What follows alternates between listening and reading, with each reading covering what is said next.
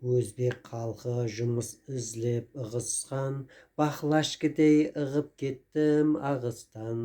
Халқы шұбырып жүрсе дағы жат жерде, ел ағалар қалай шыдар намыстан. Мүсәпірлік қадір басты итерді, мүтәжлігі қыз намысын бүлдірді. Жұмыс істеп хақы алған қыз жігіт, етім беріп тек сүйегін келтірді.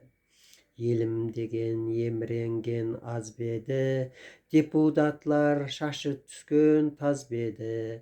Інсан қадірі ұшын деген сиясат, ел аузыны жабатұғын бөзбеді.